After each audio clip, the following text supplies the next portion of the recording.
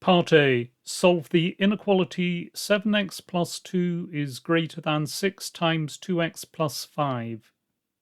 To solve an inequality, we have to reduce it either to the form x is greater than some number or x is less than some number.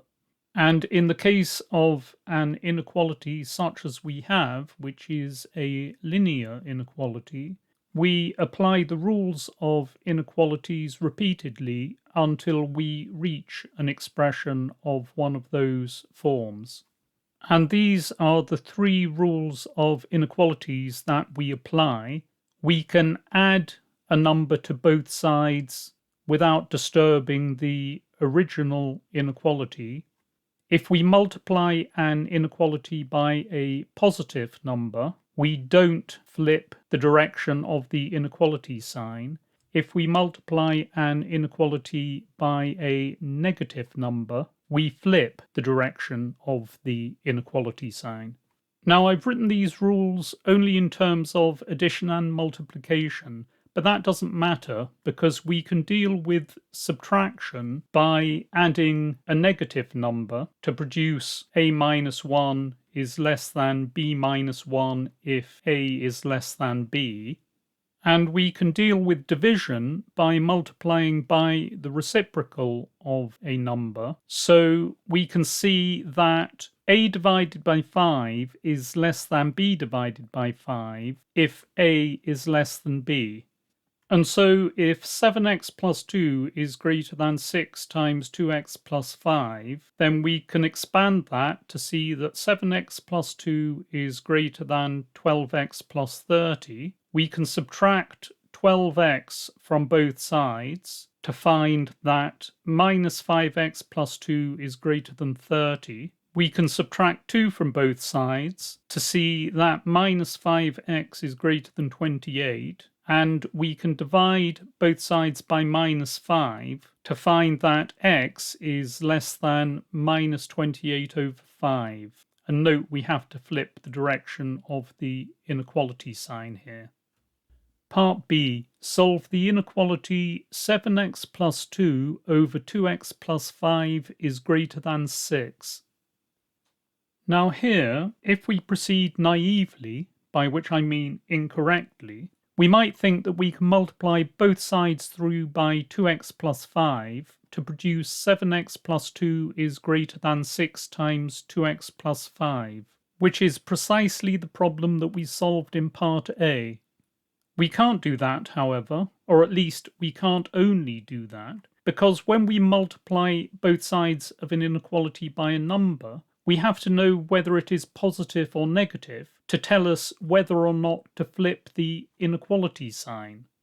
In this case, 2x plus 5 is neither positive nor negative as it stands.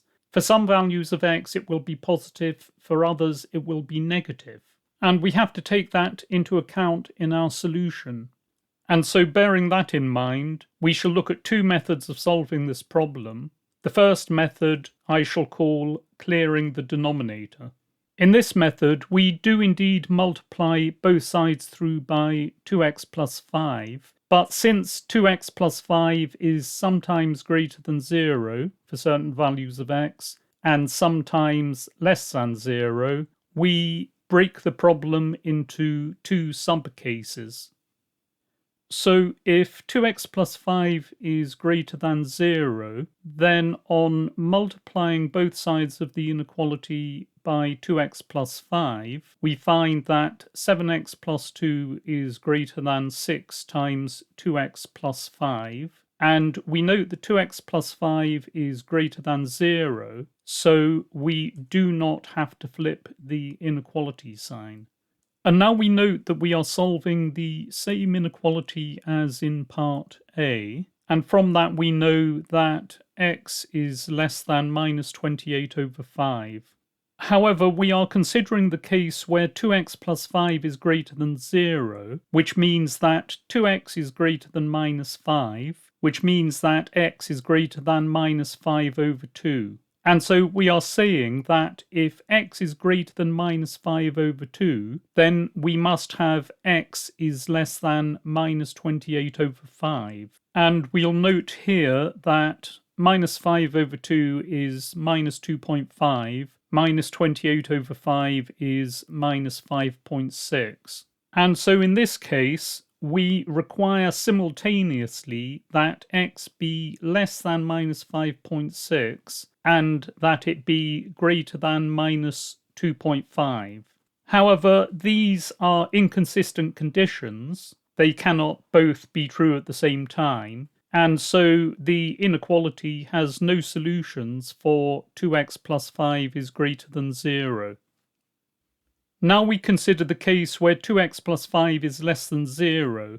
On multiplying through by 2x plus 5, we have that 7x plus 2 is less than 6 times 2x plus 5. Because 2x plus 5 is less than 0, we note that we have to flip the direction of the inequality sign. And we now have a linear inequality that we can solve in the usual way.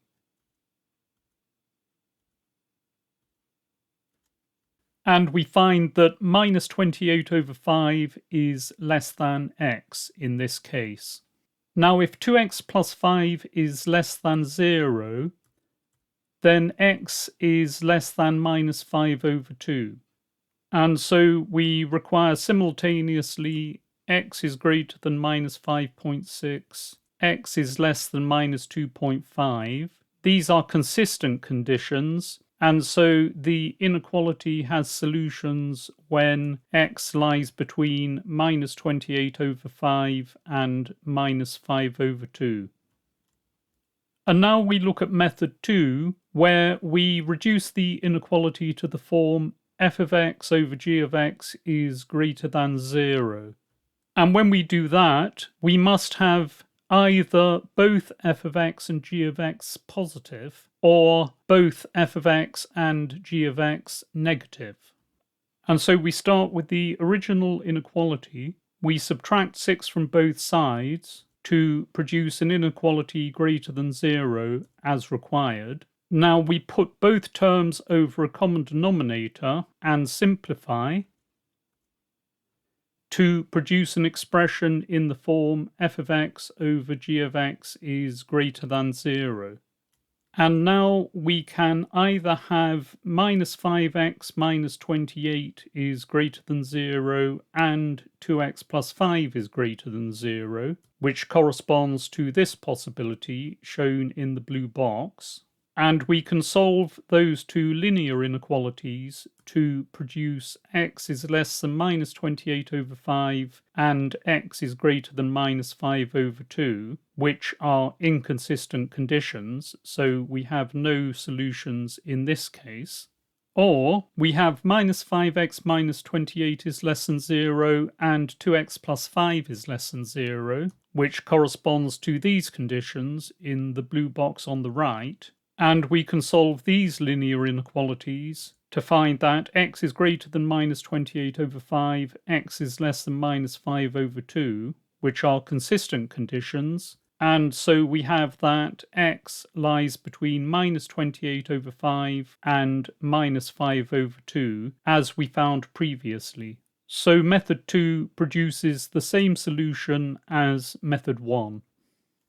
Part C. Solve the inequality 7e to the x plus 2 over 2e to the x plus 5 is greater than 6. Before we start to solve this problem, we can note that the inequality in this part, part C, looks very similar to that in part B, and indeed similar to that in part D. And given those similarities, that raises the question, can we find some method that allows us to solve part D simultaneously, or at least with very little additional effort? Now we can note that all of these expressions, the expressions on the left-hand side of the inequalities, are of the form 7 times f of x plus 2 over 2 times f of x plus 5. And if we set f of x equal to x, we reproduce the inequality in part B If we set it to e to the x, we reproduce the inequality in part C, and if we set f of x to log x, we reproduce the inequality in part D. And we further note that we can solve the general inequality using f of x in the same way as we did for that in part B. And if we apply method 2 from part B, we get a solution that looks like this,